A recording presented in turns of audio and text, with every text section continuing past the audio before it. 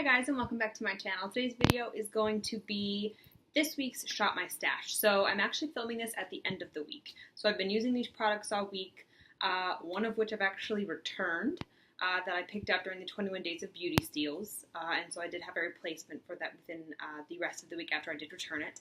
But let's go ahead and get started. So I thought I wanted to do these at the end of the week after I've worn the items for the full week. That way I can sort of give you mini reviews on these products as well.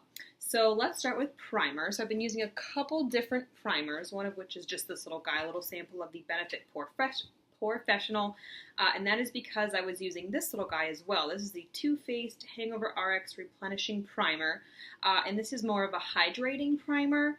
And it's not silicone based, it's actually silicone free, I believe.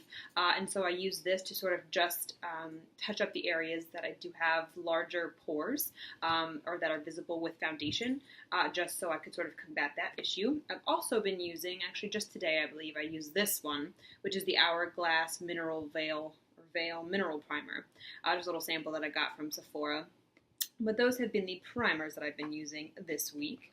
So the foundation that I chose at the beginning of the week, I actually ended up returning to Ulta. It was the Juice Beauty Phyto Pigment Serum Foundation in the shade 02 Fair. 01 is actually their primer, so it's not actually a shade. So I picked up the lightest shade in the range, and surprisingly, it was too light for me. Number one, why I returned it. Had I actually liked the formulation, I would have considered keeping it because, as we all know, we're going into fall and winter, and I will definitely be pale sooner rather than later, or more pale, I guess. But the formula of this foundation was really strange. It looked like it was gonna, looked quite, I'm looking at it because I pumped it on the back of my hand, it looked quite serum-y, which is what I had anticipated it being. That is in the name after all. But when I actually tried to blend out with either a brush or a beauty blender, actually my Real Technique sponge, it just did not want to blend out. It was patchy regardless of which way I tried to use it, so I just didn't want to put more effort than necessary into that, so I did end up returning it. So the foundation I have been using instead was actually the Rimmel Lasting Finish with Comfort Serum Foundation. However, this is the lightest shade, which is Light Ivory, and it is too dark for me, so I have been mixing it with my NYX Pro Foundation Mixer. This was the foundation that I mentioned in my Declutter series when I did my foundations, and I actually had thought about decluttering it, but I wanted to try this combination first. It's still too pink toned for me, but I have been using it with this little guy, which is the Maybelline Super Stay Better Skin Transforming Powder in the shade 10 Porcelain, which is a little bit more yellow toned, and I think that this combination has been actually not terrible. I am wearing it on my skin today. I really just love this foundation. I'm actually considering going and getting the next shade up, which I believe is more neutral to yellow toned, and thinking about mixing it with the White Mixer foundation because the formula of this foundation is really, really nice. It is very comfortable, as the name suggests, the Comfort Serum. It's medium to full coverage, especially if you shear it out with like a beauty sponge, I'm sorry, but I did apply it with a brush today. Either way, this is the sort of foundation combination I've been wearing this week. And again, topping it with this powder. This is the first week I've actually tried this powder. It is a little bit dark for my skin. It comes with one of those little sponges, haven't even used it. It is a little bit dark for my skin and a little bit yellow toned, but of course it is the lightest shade in the range, but I did enjoy it lightly topped on top of that more pink toned foundation. Concealer. Okay, so this is actually a new purchase for me. I have been trying to get my hands on the Tarte Shape Tape Concealer in Fair for months. It's been out of stock in store, it's been out of stock online. I was finally able to pick it up right before my no-buy started, and I am in love with it. So this is what the concealer I have been using this week. I do use it under my eyes. I don't really use it anywhere else, but this is a humongous applicator, and the consistency of this product is really, really wonderful for under the eyes.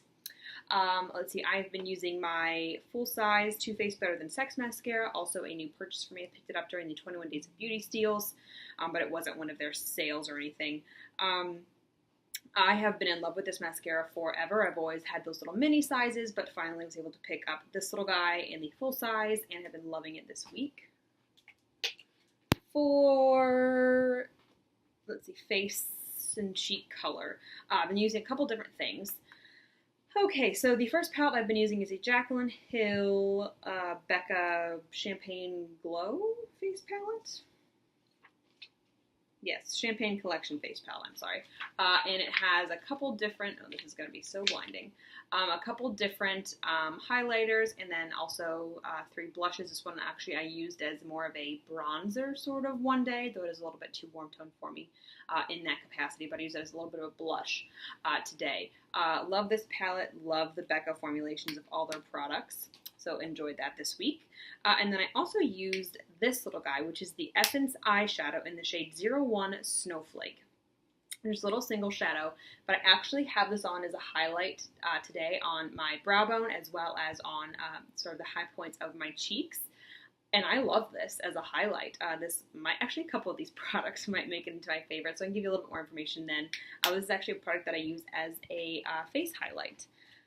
The product I used on my brows this week was the L'Oreal Brow Stylist Definer in the shade Brunette. I have been using this pretty consistently the past couple weeks, if not months. I really just love this product. It does what I need it to do for my brows. I don't have a ton to fill in, and I'm almost out. Only have a little bit left, but that is a product I use on my brows.